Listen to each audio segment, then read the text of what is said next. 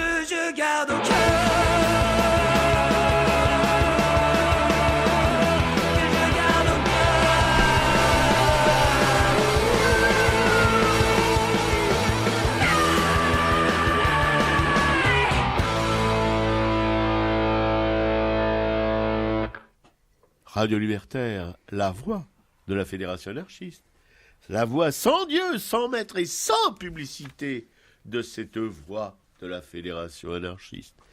Et nous sommes ce matin du 20 décembre 2016, enfin nous écoutons évidemment en votre compagnie, en Rocroi, et ce sera pour un best-of, comme on dit dans les médias, à la con, de l'année 2016, voyez-vous, on n'est pas très différent des autres de ce point de vue-là. Bon, vous venez d'écouter, je pense, en tout cas, si vous êtes bien réveillés, le temps des cerises de Noir Désir, un must, voyez-vous, même pour ceux qui n'en ont rien à battre. Et nous allons essayer de poser un regard en marge sur l'art et de dénoncer les sales coups de la politique politicienne, voyez-vous. Bon, allez, en avant, marche! Oui, bonjour à tous. Je vous rappelle le numéro du studio pour nous joindre pendant les pauses musicales ou à la fin de l'émission. C'est le 01 43 71 89 40.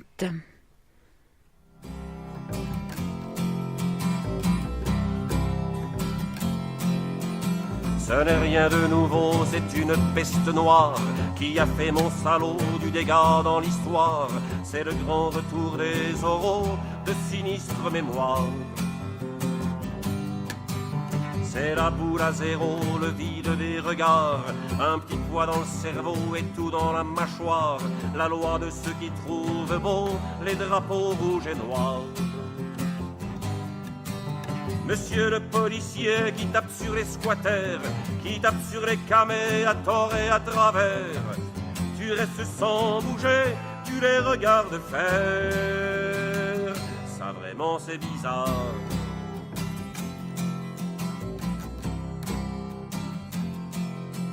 Ce n'est rien de nouveau, c'est une peste noire qui réveille l'écho de très vieux cauchemars. C'était le règne des bourreaux, c'était nuit et brouillard. Si 10 millions de gazés, ça ne leur suffit pas. Front bas, souliers ferrés, coucou les revoilà, qui ressortent de leur tombeau comme des oiseaux blafards. Monsieur qui fait les lois, t'en as fait des sévères, dans ton palais là-bas, bien au chaud, bien pépère. Ça ne te dérange pas, tu les regardes faire. Ça vraiment c'est bizarre.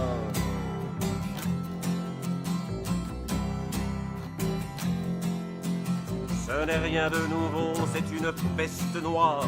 C'est des vilains héros, cagoules et foulards, qui font brûler croix et flambeaux comme du sang dans le soir. T'as pas la même peau, t'as pas la même histoire. Ils arrivent en troupeau et si t'es seul, bonsoir. Sortent barres de fer et couteaux d'en briser corbillard.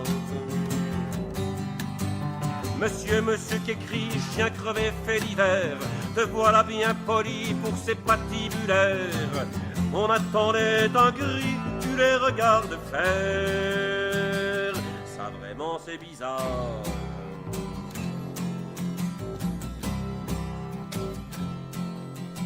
Ce n'est rien de nouveau, c'est une peste noire qui rampe entre deux eaux, entre stade et trottoir, tournée de bière, coups de taureau et sueur et cigares.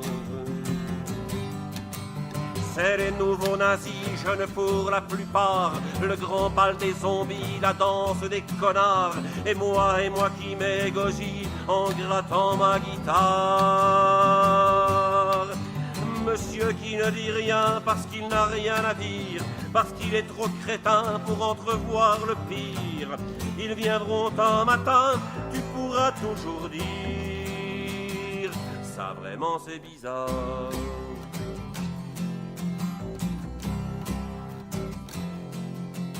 Ce n'est rien de nouveau, c'est une peste noire. Michel Buller, Peste noire. Oui, pour nos camarades de Radio Canu à Lyon. Une fois de plus, attaqués par des fachos qui ne se sentent plus pissés. Voilà. Cible des beaufs nostalgiques de la nuit de cristal et qui ne peuvent plus impunément s'attaquer aux citoyens de confession juive. Alors pourquoi pas les anards en même temps que les citoyens de confession musulmane, les homos, les clandestins et autres immigrés fuyant des régimes mortifères et des guerres fratricides. Qui va s'insurger contre les saccages répétés d'une radio anarchiste? That is the question.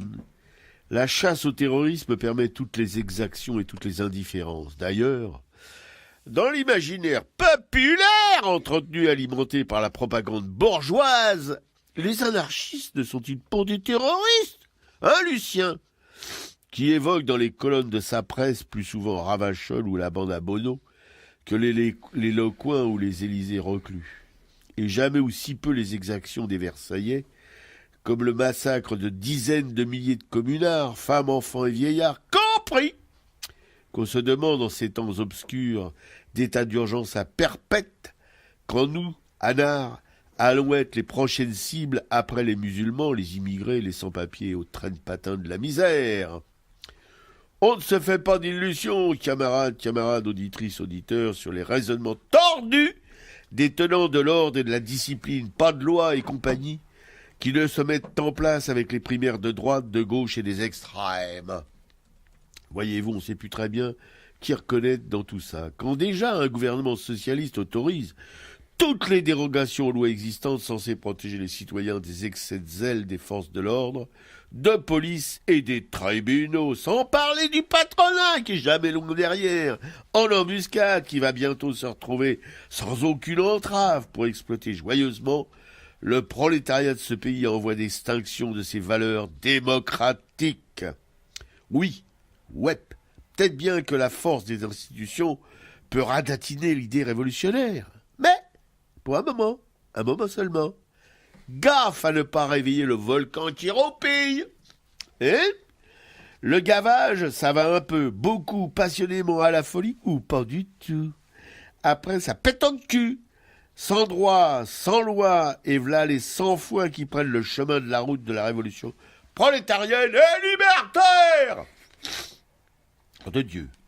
Aux armes, citoyens, formons les bataillons de la Révolution et foutons la clique politicienne, patronale et bancaire en l'air. Redonnons à la liberté, à l'égalité et à la fraternité leur sens premier. Trop de forfaitures, de guerres ont souillé cet héritage, et ainsi retrouvons l'innocence de nos jeux d'enfants qui n'ont jamais fait de victimes, et où l'on mourrait pour de rire. Voilà, mes camarades, auditrices, auditeurs, ma petite gueulante du matin. Voilà, tu peux expliquer un petit peu le contexte de Radio Canu, non pour, Oui, bien sûr, c'est une radio libertaire du groupe... bref, c'est un groupe libertaire de Lyon, j'ai oublié le nom. Voilà, c'est pas grave. Excusez-moi, camarades. Voilà, qui nous ont alertés justement sur un nouveau saccage de leur radio à Lyon, voilà, par des fachos, encore une fois, vitres brisées, etc. Heureusement qu'il y a des barreaux. Autrement, elle serait bien rentrée dedans pour tout foutre en l'air, évidemment. Voilà, c'est encore des courageux qui font ça la nuit, évidemment, quand la nuit tous les chats sont gris. On se doute bien que ces gens-là, comme le dit Buller dans sa chanson, ils s'attaquent volontiers en bande à des gens qui sont tout seuls. Bon, voilà. Ou alors, évidemment, comme ils l'ont fait pendant cette fameuse nuit de cristal, triste, sinistre, pourrie nuit de cristal, en Allemagne, voilà, des hordes de chemises brunes qui s'attaquaient, si vous voulez, à des commerces de commerçants de confession juive, voilà, voilà, puis et éventuellement en laissant quelques corps au tapis, voilà, c'est quelque chose. C'est comme ça qu'a démarré, si vous voulez, le martyre des Juifs d'Europe, enfin d'Allemagne, puis d'Europe centrale, puis de France, puis voilà. Et là, on revient au pas de loi, si vous voulez, sur tout ça. Parce que Lyon, c'est quand même pas innocent. Hein. Lyon, c'est quand même l'ancienne capitale des Gaules. Ça fait rire. Enfin bon. Voilà, et ces camarades-là, ils sont là-bas. Alors nous, on attend ici. On est moins... Enfin, on est un peu plus préparés peut-être parce qu'on a une porte blindée, nous. On n'a pas de vitrine sur la rue, voyez-vous. Donc, mais bon, ça arrivera aussi. Hein. Ils nous attendront à la sortie ou à l'entrée, on ne sait pas. Ça sera nous, ça sera d'autres. Voilà où on en est, avec évidemment... Je vais pas en faire trop quand même, parce que ma camarade Pikiko a des choses passionnantes à vous raconter aussi, mais comme on sait que sont en embuscade le Front National, la droite presque extrême, qui a pour nom les Républicains, avec cette espèce de guignol, le nouveau guignol de la droite, la Fillon en douce, qui nous promet des jours, des lendemains qui chantent, voilà. Et puis le Parti Socialiste qui est dans une merde noire, enfin bon, c'est la pagaille, là, c'est la déroute, hein, c'est le radeau de la Méduse. Alors bon, qu'est-ce qui peut nous arriver de pire que ce qui se prépare en ce moment, voyez-vous. Alors donc il faut prendre les devants, un petit peu prévenir tout le monde, hein, ceux qui sont pas complètement bouchés, aller les prévenir que bon, il serait temps de se préparer à écoutez, à la lutte finale, hein, parce qu'elle viendra, cette lutte finale, depuis le temps qu'on la chante. Il faudra peut-être mettre le truc en pratique. Ouais. Sinon, on peut quand même préciser que Radio Canus, c'est une radio qui a commencé dans les années 70, hein, donc c'est vraiment une ancienne radio. Plus ancienne que Radio Libertaire. Ouais, une radio associative, autogérée. Quel groupe ? Je sais pas. Je regardais sur leur site. En fait, je suis pas sûre que ce soit un groupe de l'AFA parce que c'est une radio. Si, c'est un groupe de l'AFA. Si. Voilà, donc en tout cas, c'est quand même une. Puisque un des membres de Radio Canus. Oui, mais il fait partie de Radio Canus. Mais... Oui.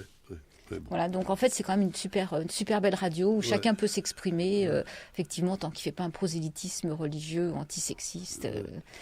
Et vous connaissez le mot Canus, ça vous dit quelque chose ? Canus, c'est une révolution prolétarienne des Canus de Lyon, ceux qui tissaient, ils avaient des métiers à tisser chez eux, et ils travaillaient comme des ânes, comme des bêtes de somme pour le grand patronat lyonnais de la soie, etc. Voilà. Et un jour, ils se sont révoltés puisque il y a eu des machines, si vous voulez, automatiques qui allaient leur piquer leur gagne-pain, voilà, qui gagnaient d'une manière misérable. Hein. Faut pas oublier que c'était pas des artisans avec toutes les garanties de survie qu'il peut y avoir maintenant, quoique les artisans en prennent toujours plein la gueule, mais enfin bon. Voilà, les canuts, et il y a une très belle chanson qui évoque cet épisode révolutionnaire, voilà.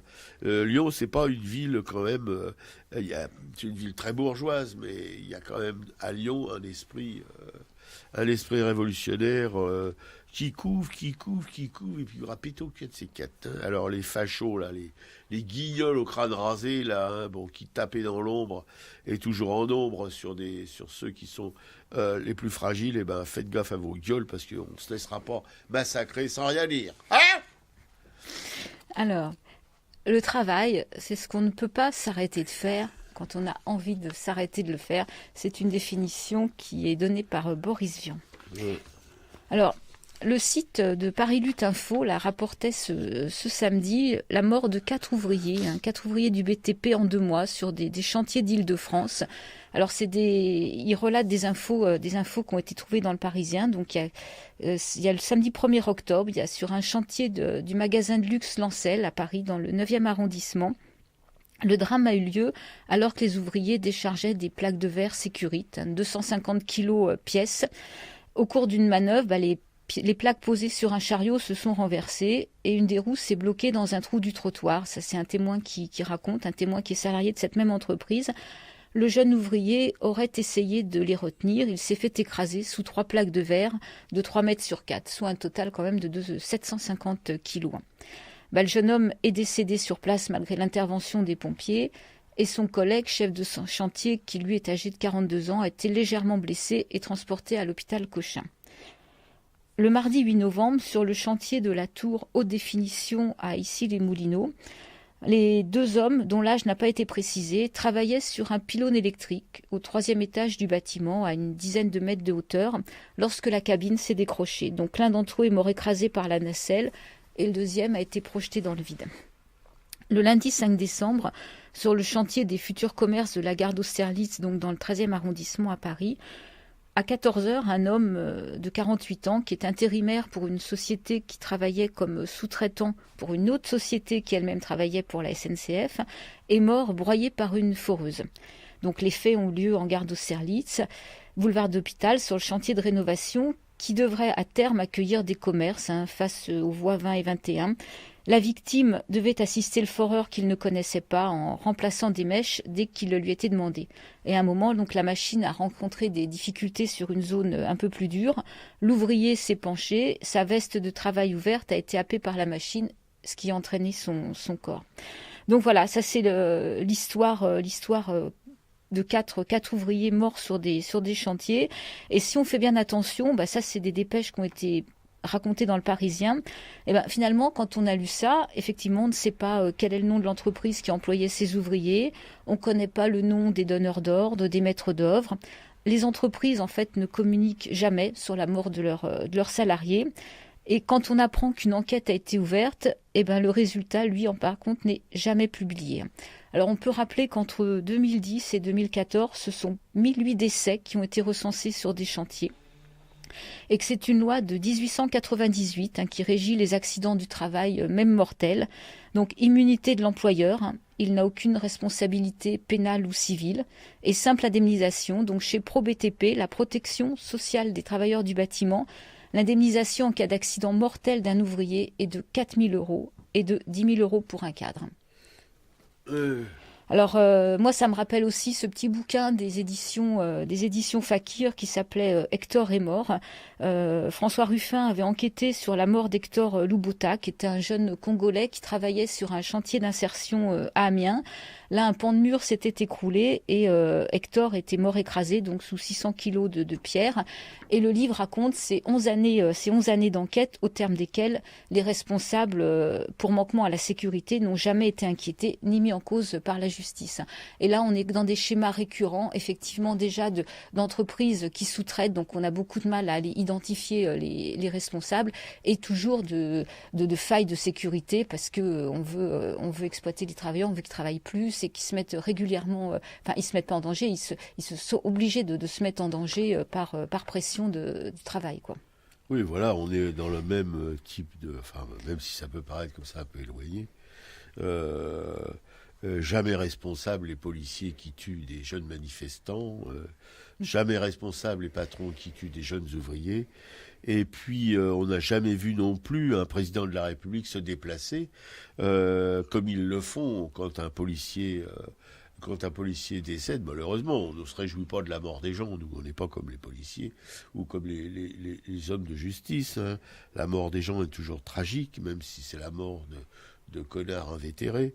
Mais bon, on voit pas le président de la République, on voit pas le Premier ministre, on voit pas le ministre de l'Intérieur se déplacer ou faire une cérémonie aux ouvriers morts dans leur fonction d'ouvriers, voilà, comme ils le font pour les autres, là, je sais plus où, là, dans un lieu officiel dédié aux victimes, ceux qui sont honorés en tout cas par la République, mais les ouvriers sont jamais honorés par la République, ils sont même déshonorés la plupart du temps par ceux qui sont censés les représenter. Voilà, c'est quand même, on peut pas, et on comprend pas.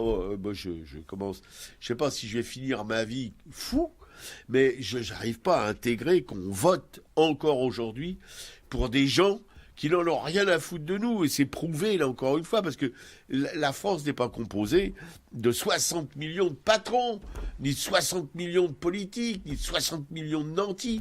C'est quand même ceux qui fait vivre la France, c'est quand même les 10 millions d'ouvriers, les 10 millions d'employés de bureaux, etc., etc. Voilà, c'est ça qui fait vivre la France, c'est pas ces connards-là. Et ben, ceux qui font vivre la France, c'est peanuts, c'est rien, ça meurt. Voilà, on n'en a rien à foutre. Hein. C'est comme on dit, de la chair à canon, de la chair à patron. Voilà.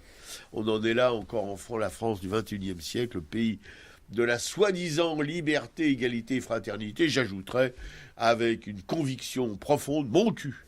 Ouais, non, mais et là, ces morts-là, effectivement, ce sont des entrefilets quasiment, hein, voilà, dans les pages sûr, du Parisien, parce que c'est encore, il y a que dans le Parisien qu'on a un petit peu d'infos locales, mais on se garde bien après effectivement, d'aller plus loin. Là, le cas d'Hector est vraiment parlant, quoi. Ouais. 11 ans après, il y a toujours une impunité. Ouais.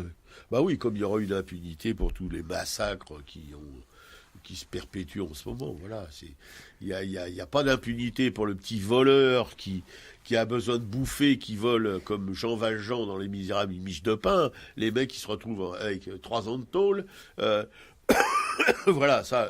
Par contre, la poufiasse là, du FMI, la mère Lagarde, là, cette espèce de grande bringue, je sais pas comment, bon, c'est insupportable. Et puis la poufiasse, ça lui va très bien. Elle a négligé, un truc qui a coûté 450 millions à l'État. Voilà, elle a rien du tout. On lui a fait une petite remontrance comme ça, et puis elle va retourner à son bousin du FMI là.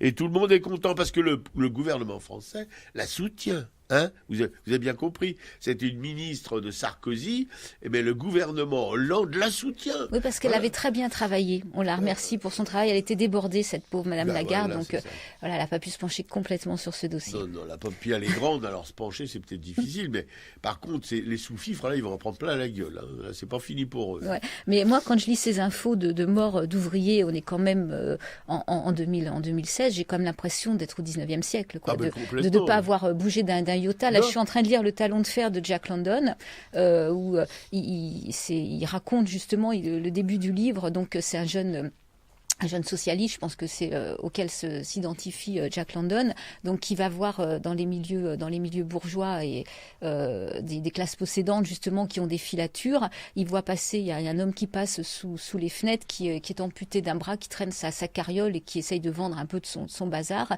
Et ce jeune socialiste en fait va raconter que cette personne travaillait justement dans les filatures dont est propriétaire la personne chez qui il est, et qu'il a eu un accident de travail et qui n'a jamais pu être indemnisé et qui s'est mis en danger justement pour pouvoir essayer d'empêcher un rouage de s'abîmer sur un mécanisme de machine, et que en fait il s'est mis en danger et que son bras était emporté et qu'il n'a pas pu être indemnisé, que les procès, tout a été bidonné et voilà, il se retrouve à faire les manches, qu'il n'a même pas pu être après employé comme gardien de nuit comme il aurait pu le souhaiter, qu'il a une femme, 3 enfants.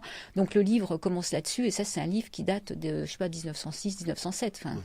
Non, mais moi c'est un peu le sujet de nos polémiques, puis qui est cool, parce que moi je suis tenant du fait que rien n'a changé depuis que l'homme est aux manettes sur cette putain de terre, qui est devenue une putain de terre, qui devait être très belle à un certain moment, voilà.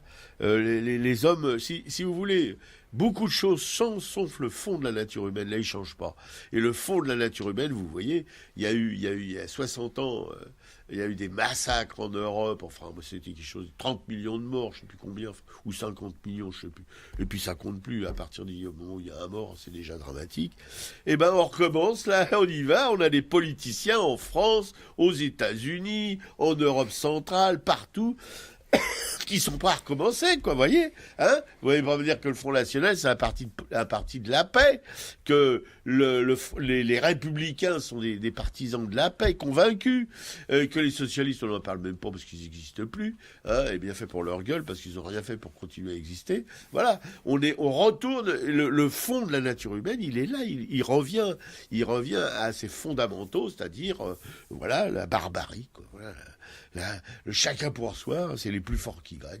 Et ben voilà, on y est. Ouais, bon, alors je préciserai quand même qu'avec Robert, on a des fois des grosses discussions sur la nature humaine et que pour moi c'est pas aussi simple. On place pas l'humanité exactement au même moment de l'histoire.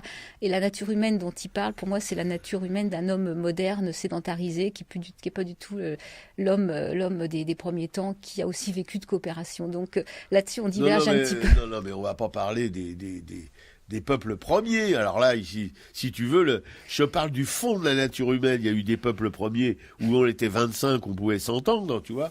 Mais là, maintenant, non, il y a eu quand même tout le temps, dans l'être humain, il y a eu tout le temps cette tendance, si tu veux, à c'est moi le plus fort, c'est moi le premier, donc les autres, c'est des cons, je vais me les exploiter pour... Voilà, c'est tout simple, c'est une chose... Bon, pour moi, c'est pas aussi simple.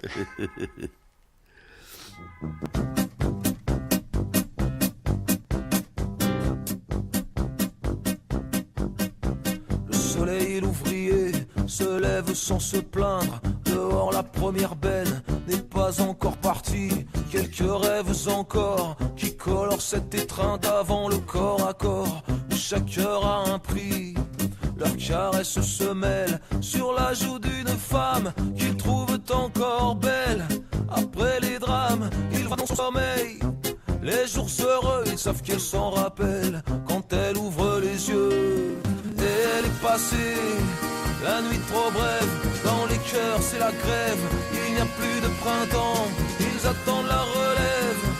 Ouais, le soleil et l'ouvrier, ils sont les deux derniers camarades à voir au coin des rues. Les barricades et du temps pour s'aimer, c'est le soleil et l'ouvrier.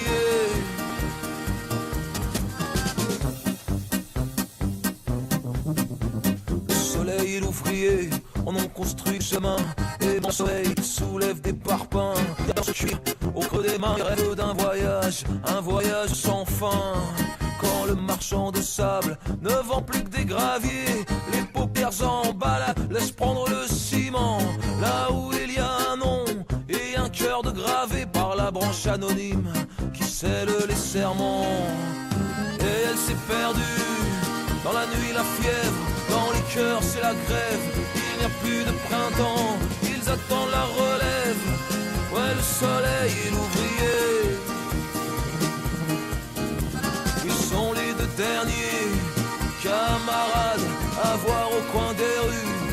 Les barricades et du temps pour s'aimer, c'est le soleil et l'ouvrier.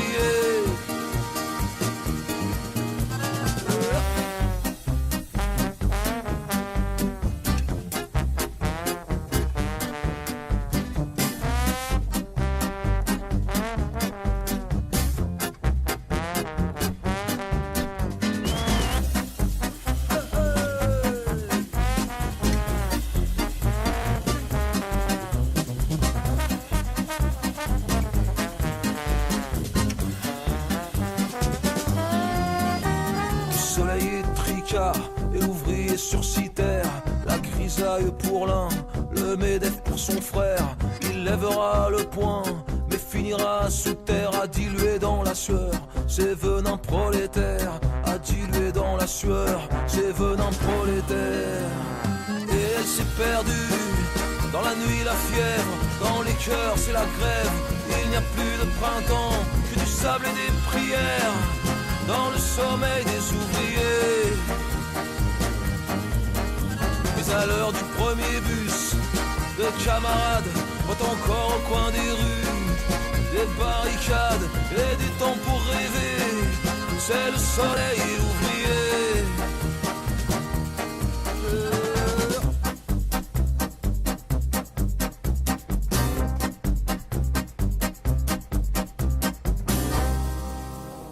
Le soleil et l'ouvrier, Balbino Medellin.